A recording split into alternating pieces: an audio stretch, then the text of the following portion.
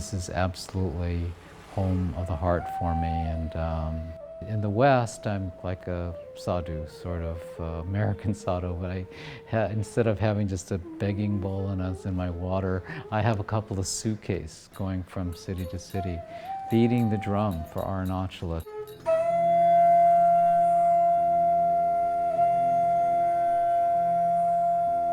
When I turned around and saw the mountain for the first time, it was like that.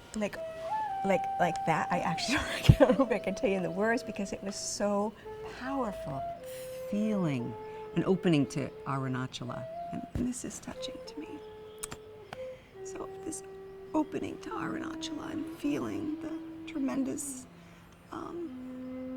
sense of love.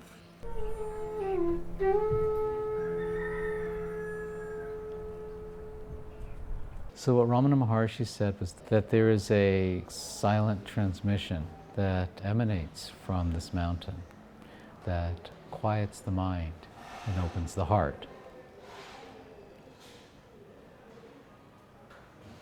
Clearly, anybody who's been here knows that's not just theory. At first, the mountain was like, okay, everybody talk about the mountain. What is this about this mountain? Okay, I get that it's holy. I've never been in my life one that would answer the question someone says, oh, did you feel the energy of a relic display or a monk or someone? I'm always, no, I didn't. And so I thought, okay, I'll sit there and I'll try and tune into what this silent transmission is about. Well, when I say tuning in, not means I have an antenna to tune in, but it's more like just sit there, look at it. And so that's rather unusual for me to have this sense of feeling certain energies. Unchanging, still. What I experience when I'm here is that longing for the absolute truth that it's been coming from inside of me for a long time. When I'm here, it's stronger.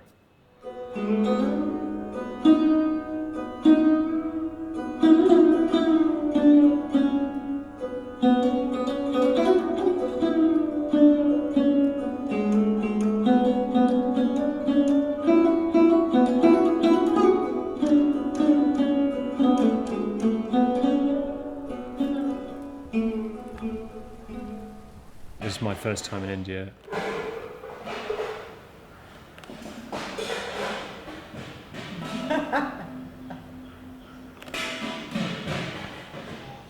Well, I had this burning desire to come to India for about 4 years, but as a single white young woman, that was kind of daunting to me. If you are not accustomed to India, which can be a shock to the system, this is a very kind way of doing it. Because I felt very at home here. The accommodations were much more comfortable than I thought they would be. Flushing toilets, a shower head, and then the meals, the food was fantastic.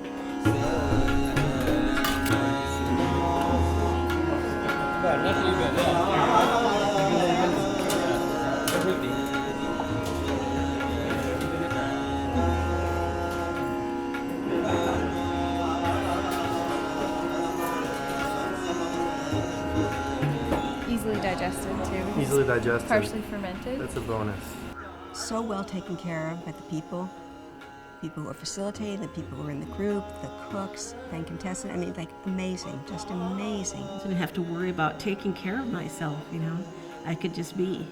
I keep the group small because I find that forms this incredible sacred space. It's like there's a group energy that comes alive and you really feel like a member of a family. After 2 minutes, I can already talk and the other person knows exactly what I'm talking about now. So that's kind of nice to have people around that you can share your experiences with.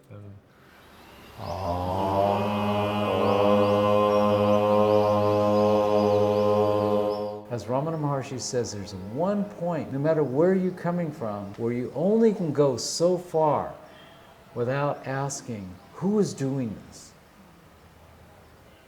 who is the practitioner here? Or more simply, who am I?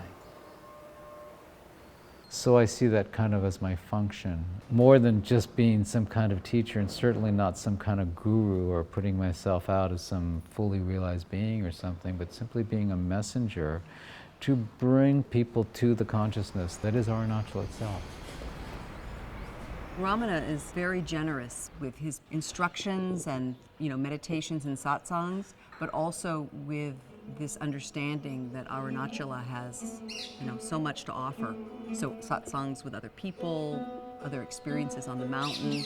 You kind of get an overview of everything very quickly, and you don't have to worry about anything except meditating, going on the mountain, doing the things that resonate with you. And Ramana has brought Westerners to India this way for many, many years, and it's effective.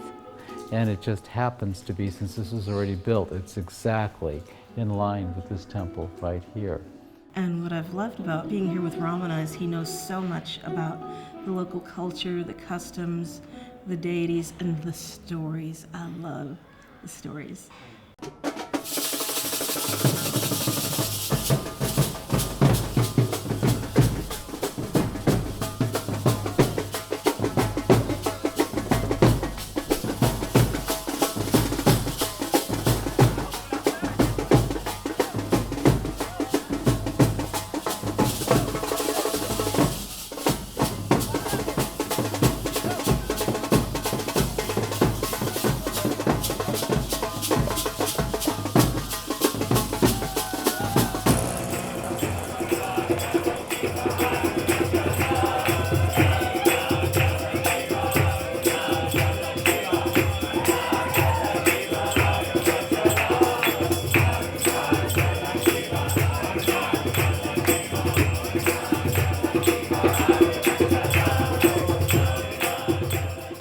Ultimately, people find themselves drawn here, called to this holy place because of its purity.